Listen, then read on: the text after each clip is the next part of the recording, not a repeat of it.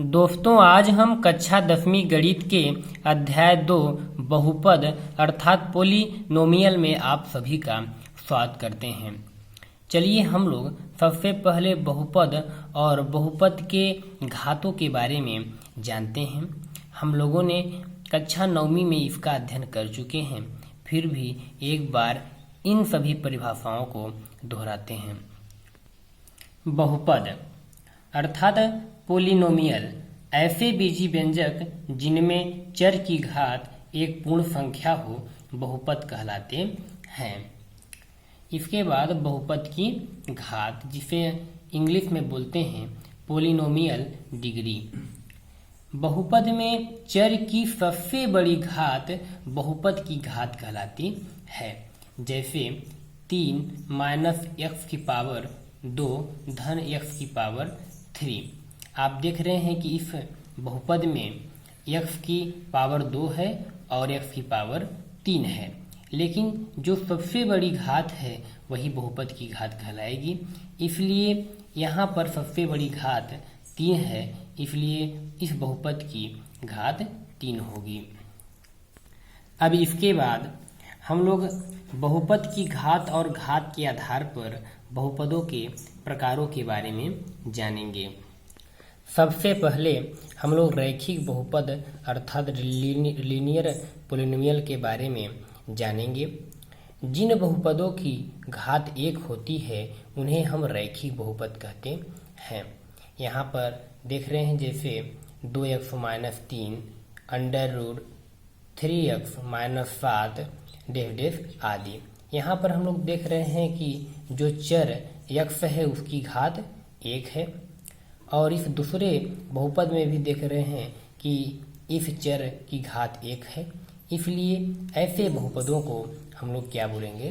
रैखिक बहुपद बोलेंगे। इसके बाद द्विघात बहुपद अर्थात क्वाड्रेटिक पोलिनोमियल। जिन बहुपदों की घात 2 होती है उसे द्विघात बहुपद कहते हैं। जैसे y की घातें 2 धन 2। इसमें हम देख रहे हैं कि y जो चर है उसकी घात कितनी है? 2 है, इसलिए यह द्विघात बहुपद का उदाहरण होगा। इसी तरह x/3 माइनस 2x स्क्वायर धन 6। इसमें भी देख रहे हैं कि यहाँ पर x की घात 1 है और यहाँ पर x की घात 2 है, लेकिन जो सबसे बड़ी घात होगी वही बहुपद की घात होगी। लेकिन यहाँ पर हम लोग देख रहे हैं कि इस चर में x की पावर 1 है और यहाँ पर x की पावर 2 है, इसलिए यह द्विघात बहुपद का उदाहरण होगा, क्योंकि इस बहुपद की उच्चतम घात ही बहुपद की घात कहलाती है, इसलिए यह द्विघात बहुपद होगा। त्रिघात बहुपद अर्थात इसे इंग्लिश में बोलते हैं क्यूबिक पोलिनोमियल। जिन बहुपदों की घात 3 होती है उसे त्रिघात बहुपद कहते हैं। जैसे 3 माइनस एक्स स्क्वायर धन एक्स क्यूब। यहाँ पर हम देख रहे हैं कि चर x में की घात यहाँ पर 2 है और इसमें चर में जो घात है वो 3 है, लेकिन सबसे बड़ी घात 3 है, इसलिए यह त्रिघात बहुपद का उदाहरण होगा। इसी तरह यहाँ पर एक्स स्क्वायर माइनस 2 है, यहाँ पर एक्स क्यू होगा, एक्स की घातें क्यू माइनस 2। तो यह जो है इसमें चर एक्स की घात 3 है, इसलिए यह भी त्रिघात बहुपद का उदाहरण होगा। इसके बाद हम लोग बहुपद के शून्यक का अर्थ समझते हैं। बहुपद के शून्यक का अर्थ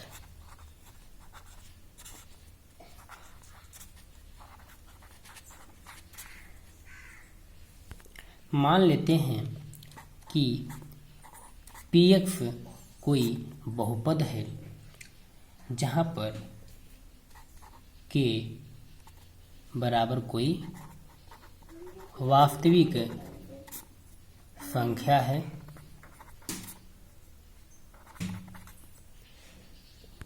यदि हम इस x वाले बहुपद में वास्तविक संख्या k रखने पर, इस px वाले बहुपद में अगर इस x के जगह पर k रखने पर अगर बहुपद का मान 0 के बराबर हो जाता है तो हम कहेंगे कि इस बहुपद का k एक शून्यक होगा। उदाहरण के लिए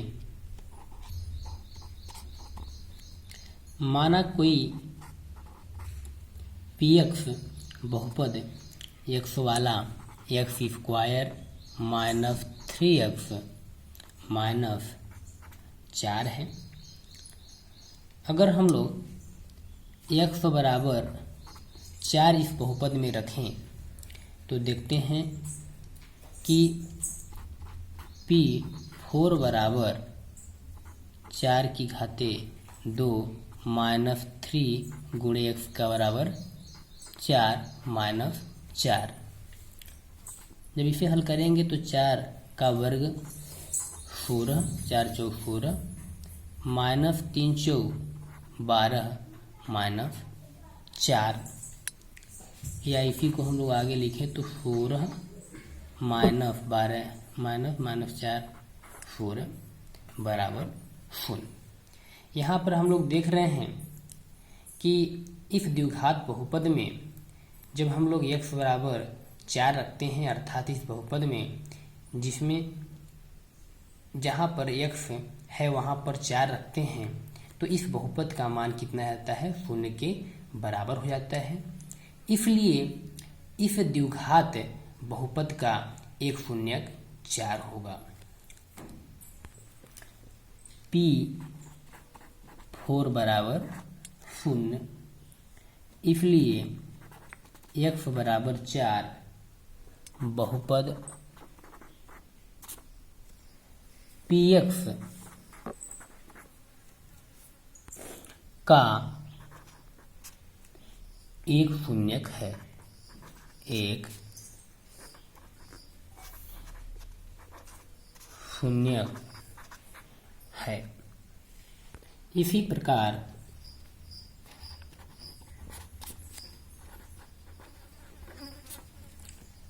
अगर हम लोग x बराबर -1 लेते हैं तब हम लोग बहुपद px में x की जगह पर जब -1 रखते हैं तो आता है, जहाँ पर x है उस बहुपद में हम लोग 1 रखेंगे तो x² अर्थात -1 का स्क्वायर -3 गुणे x की जगह पर -1 -4। तो यहाँ पर देख रहे हैं -1 का वर्ग होगा 1, -3 का गुणे जब -1 के साथ करेंगे तो माइनस माइनस प्लस और 3 एकम 3, तो प्लस हो जाता है 3 एकम 3 -4, +1 और +3 +4 -4 बराबर 0। तो यहाँ पर भी हम लोग देख रहे हैं कि p-1 बराबर है, p कितना आता है, 0 आता है। तो हम यहाँ पर कहेंगे कि 4 और -1 बहुपद x² - 3x - 4 के शून्यक हैं। इसलिए 4 और -1 बहुपद x² - 3x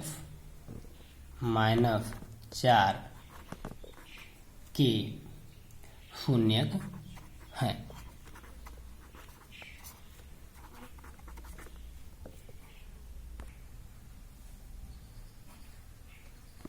दोस्तों, यह मेरा वीडियो आपको समझ आया होगा तो आप लोग अवश्य लाइक, सब्सक्राइब और अपने दोस्तों के पास ज़रूर शेयर करें। नेक्स्ट वीडियो में हम आप लोगों को बहुपदों के शून्यकों और गुणांकों के बीच संबंध के बारे में बताएंगे। तब तक के लिए आप सभी को बहुत बहुत धन्यवाद।